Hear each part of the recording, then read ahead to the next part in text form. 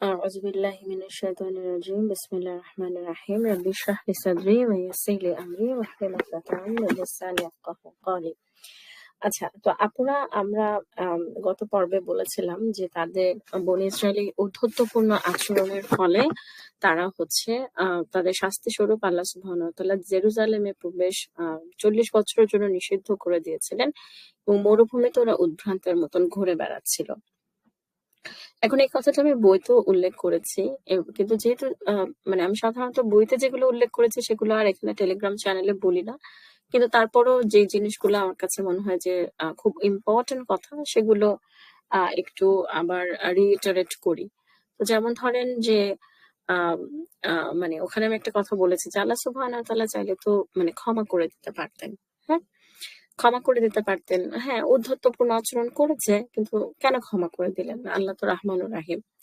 তো এখানে আমাদেরকে একটা জিনিস বুঝতে হবে, সেটা হচ্ছে যে মানে যখন মানে ক্ষমতা দিনের মানে মানে মানে ক্ষমতা মানে রাজ্য শাসনের ক্ষমতা ইজ সামথিং যেটা হচ্ছে যে মানে ডিজার্ভিং পিপল ছাড়া আল্লাহ সুবহানাহু ওয়া তাআলা দেন না। সো এইখানে যদি আল্লাহ সুবহানাহু ওয়া তাআলা ওদেরকে মাফ করে দিয়ে জেরুজালেমে ঢুকতে দিতেন, তাহলে যেটা হতো সেটা হচ্ছে যে এটা আসলে মানে ওদের যে অ্যাটিটিউড ছিল বা ওদের এখনকার ওদের যে ক্যারেক্টার বা অবস্থা ছিল, সেই জিনিসটা মানে আসলে মানে দিনের যারা পতাকা বাহক বা দিনের যারা ফ্ল্যাগ বেয়ারার, এটা আসলে আল্লাহর দিনকেই কলঙ্কিত করে। কারণ আমরা যতই বলি না কেন যে ডোন্ট জাজ Islam by looking at me, Islam is perfect, Muslims are not, fact of the matter হইতেছে যে নন মুসলিমরা আমাকে আপনাকে দেখে বা নন প্র্যাকটিসিংরা আমাকে আপনাকে দেখেই ইসলামের ব্যাপারে কনক্লুশনে আসবে বা ইসলামের ব্যাপারে একটা ইমপ্রেশন বিল্ড করবে। এটা খুবই ন্যাচারাল এবং স্বাভাবিক। সেই জন্য আমাদেরকে অফকোর্স এটা এখান থেকে আমরা মানে আরেকটা এক্সট্রিমে চলে যাই, আমরা যে যারা পর্দা করে, যারা নামাজ পড়ে, তাদের কাছ থেকে আমরা মানে ফেরেশতা সুলভ আচরণ আশা করি, তাদেরকে আমরা অনেক উপরে তুলে ফেলি। তাদের দ্বারা কোনো মানবীয় ভুল হোক এটাও গ্রহণ করতে পারি না, সেটা আরেকটা এক্সট্রিম। কিন্তু আমাদের মাথায় রাখতে হবে যে আমরা যেন একদম মানে গ্রস মিস্টেক গুলো না করি, ঠিক আছে? যে মানে যদি আমরা অ্যাপারেন্টলি প্র্যাকটিসিং হই। তো এখন আপনাদের একটা কথা মনে হতে পারে যে মানে এটা আসলে আমাদের সময়ের জন্য খুব রেলিভেন্ট কেন, যে আমাদের কাছে মনে হতে পারে যে আমরা সব জায়গায় মার খাচ্ছি কেন। সিরিয়া বলেন, আফগানিস্তান বলেন, কাশ্মীর বলেন, প্যালেস্টাইন বলেন, সব জায়গায় মুসলিমরা হচ্ছে lower hand. It's very very important যে আমরা আয়নার দিকে তাকাই এবং আমরা আত্মসমালোচনার দৃষ্টিতে নিজেদেরকে দেখি যে আল্লাহ সুবহানাহু ওয়া তাআলা আমাদেরকে ক্ষমতা দিচ্ছেন না, কারণ হচ্ছে তাহলে আমরা আল্লাহর দিনকে কলঙ্কিত করব। হ্যাঁ, এখন তাহলে প্রশ্ন উঠতে পারে যে আল্লাহ সুবহানাহু ওয়া তাআলা নন মুসলিমদেরকে কেন ক্ষমতা দিচ্ছেন, বা মানে আমাদেরকে বুঝতে হবে যে নন মুসলিমদের ক্ষমতা পাওয়ার পূর্ব শর্ত এবং মুসলিমদের ক্ষমতা পাওয়ার পূর্ব শর্ত এক না।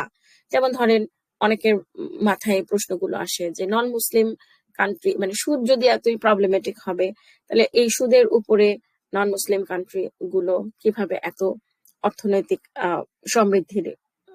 সমৃদ্ধির দিকে যাচ্ছে। যদিও এটা আমি যেহেতু ইকোনমিক্স এর স্টুডেন্ট, এটা যেহেতু একটা টেকনিক্যাল আলোচনা, কিন্তু আমি একটা জিনিস বলবো যে আল্লাহ সুবহানাহু ওয়া তাআলা যেটা হারাম করেছেন সেটার ফলাফল আমরা অনেক সময় শর্ট টার্মে বুঝি না। এই যে মানে এই যে ইউরোপিয়ান বা এখনকার ওয়েস্টার্ন কান্ট্রি গুলো, they are on the verge of collapse, এবং due to the monetary system, due to the current monetary system that we have. এবং ইন্টারেস্টই আসলে সুদই আসলে মূল সমস্যা। হ্যাঁ, এখন এদের যে ট্রিলিয়ন ডলার, ইউএস এর যে ট্রিলিয়ন ডলারের ন্যাশনাল ডেট, ঠিক আছে, এগুলো জানি না আমরা মুসলিমরা ওদের ওই অর্থনৈতিক পদ্ধতিটা ফলো করেছে দেখে, সবকিছুতে ওদেরকে ফলো করেছে দেখে আমাদেরও কোনো উন্নতি হয় নাই।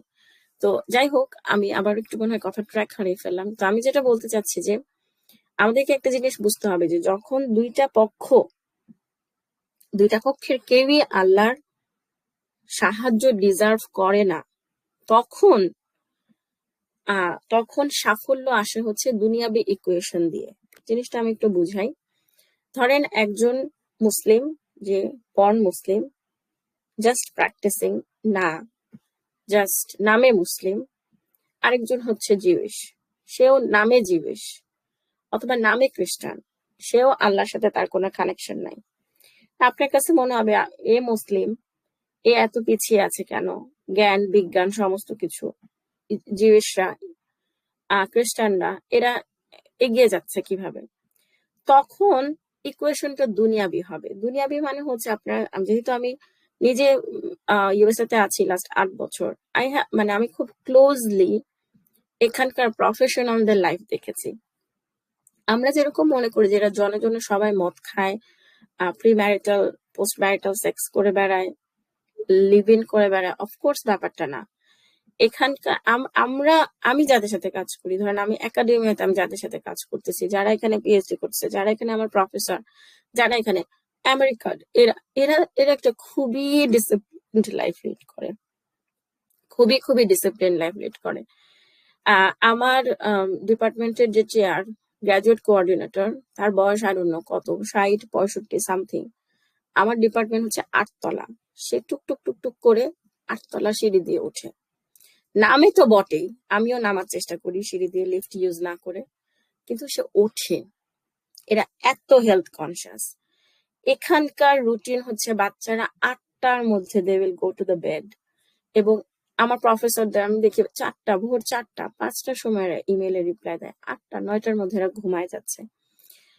এত হেলদি লাইফ স্টাইল, খাবার দাবার নিয়ে কোনো ঝামেলা নাই, কোনো কিছু নাই। তো সেরকম আবার যদি আমরা জিনিসটাকে ম্যাক্রো ভাবে চিন্তা করি, জাতিগত ভাবে চিন্তা করি, তাহলে যদি একটা মুসলিম কান্ট্রি এবং একটা নন মুসলিম কান্ট্রির মধ্যে যুদ্ধ হয়, মুসলিম কান্ট্রিটাও শিরকে লিপ্ত, তারা আল্লাহর সাহায্য পাওয়ার তারা ডিজার্ভ করে না। আরেকটা হচ্ছে নন মুসলিম কান্ট্রি, তারাও আল্লাহর সাহায্য পাওয়া ডিজার্ভ করে না। তখন কে জিতবে? দুনিয়াবি ইকুয়েশন, যার হচ্ছে আপনার আছে, যার হচ্ছে অস্ত্র শস্ত্র আছে, যে হচ্ছে স্মার্ট, যে হচ্ছে প্রযুক্তির দিক থেকে স্মার্ট।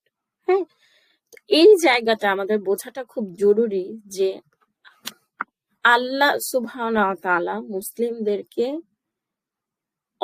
পাওয়ার দিবেন না ততক্ষণ, যতক্ষণ না ব্যাপারটা এরকম হবে যে তা মানে আল্লাহর দিন কলঙ্কিত হবে এরা যদি পাওয়ারে থাকে। এবং এখন আমরা যখন 40 ইয়ার্স এর এই সময়টা রিভিজিট করব, তখন আমরা এই জিনিসটা দেখবো ইনশাল্লাহ। এবং প্রথম আমরা যেটা দেখবো, যে আমি যে গত পর্বে অ্যাটিটিউডের কথা বলেছিলাম, যে আপনি দেখেন যে আপনি চিন্তা করেন যে আমরা ধরেন, মানে একটা খুবই এক্সট্রিম হাইপোথেটিক্যাল এক্সাম্পল দিচ্ছি, যে ধরেন আপনার বাচ্চা প্রতি আপনি খুবই অ্যাংরি, সে একটা প্রচন্ড ফালতু কোন একটা ক্রাইম করছে, ধরেন সিবলিংস কে, ভাই বোনকে প্রচন্ড মারছে বা একটা মিথ্যা কথা বলছে, খুবই একটা ভালো মতন ক্রাইম করছে। এখন আপনি যদিও এটা ইনঅ্যাপ্রোপ্রিয়েট, কিন্তু তারপর আপনি ধরেন তাকে বাথরুমে আটকায় রাখলেন। এখন আপনি তাহলে কি চাবেন? শাস্তির একটা উদ্দেশ্য কি? শাস্তির একটা উদ্দেশ্য হচ্ছে যে সে লজ্জা পাবে, সে অনুতপ্ত হবে। এখন আপনি দেখলেন আপনার বাচ্চা হচ্ছে বাথরুমে বলতেছে, কিছুক্ষণ পর পর অর্ডার দিতেছে, মা আমাকে বার্গার দিয়ে যাও, আমাকে হেডফোন দিয়ে যাও, ফোনটা দিয়ে যাও। তারপর সে ওইখানে ডান্স করতেছে, চিল করতেছে, হাসতেছে, তারপরে ওই জায়গায়, এবং তারপর সে ওইখান থেকে অর্ডার করতেছে, আমাকে এইটা দাও, ওইটা দাও, সেটা। ওভারঅল তখন আপনার কি হবে? তখন আপনি আরো রেগে যাবেন। আপনার কাছে আপনি ওভারঅল আপনি তার অ্যাটিটিউড থেকে আপনি বুঝতে পারবেন যে সে এই পানিশমেন্টটার ব্যাপারে, পানিশমেন্ট পেয়ে সে বিন্দুমাত্র লজ্জিত না, সে উল্টা আরো নানান জিনিস ডিমান্ড করতেছে। হ্যাঁ, তো এই জিনিসটা আমরা দেখবো যে বনি ইসরায়েলের হাবভাবের মধ্যে ওরা একটার পর একটা যে ধরনের আকাম করতেছিল এই 40 বছরে, সেখান থেকে আমরা দুইটা জিনিস বুঝবো। একটা হচ্ছে আল্লাহ সুবহানাহু ওয়া তাআলা কেন ওদেরকে ক্ষমা করে দিয়ে জেরুজালেমে প্রবেশ করার নাই? Because they don't deserve it. আল্লাহর দিন কলঙ্কিত হতো যদি ওরা ক্ষমতায় যেত। সেকেন্ড হচ্ছে ওরা মানে ওরা বিন্দুমাত্র লজ্জিত ছিল না পানিশমেন্টটা পেয়ে, বরং